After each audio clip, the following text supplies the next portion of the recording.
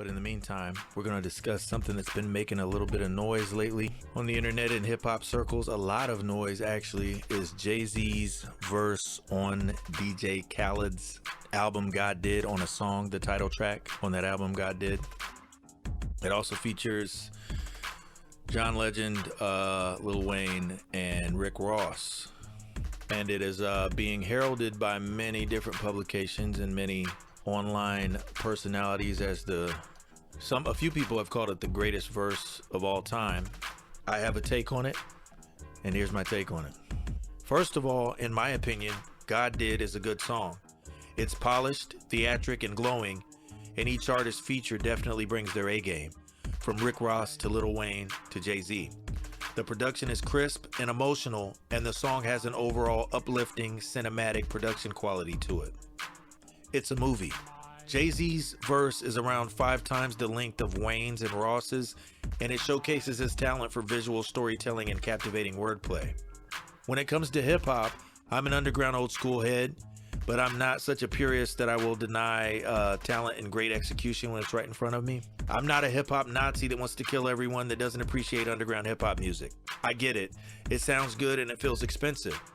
And as Hov says, he's a quote-unquote real nigga's dream, and every listener who considers themselves a quote-unquote real nigga thinks he's speaking directly to them. That's the sales pitch. Which leads me to my main point of contention with this song. It isn't the craftsmanship of the song itself, it's the reaction of the media and the audience. With every weekly media cycle, there arise new spectacles at which the masses gawk, usually including celebrity gossip, random acts of violence, and political scandals, or an unsavory blend of all of the above. The masses normally react like it's feeding time at the zoo, gobbling up the controversial information and regurgitating it back onto their respective social networks. This is where the groupthink process starts to form. Those with the loudest online opinions tend to frequently be those with the least information, and those with the least knowledge of hip-hop history and culture seem to be the ones with the most aggressive takes. It's the nature of the beast. Success equals best. Riches mean talent. The music business isn't a meritocracy. No matter the level of technical ability of a rapper or how deep their storytelling, if they aren't in a certain tax bracket, the general masses won't take notice. There's a machine behind major artists that tends to drown out all dissenting opinions, even in the social media age. Now, for years, I've had this talent versus success debate with rap fans. Those that are mesmerized by the glitz of the major music industry tend to have tunnel vision when it comes to discerning between what's good and what's popular, between what's disposable and what's timeless. Everyone is entitled to their own opinion, but everyone shouldn't be entitled to their own facts. And numbers are facts, right?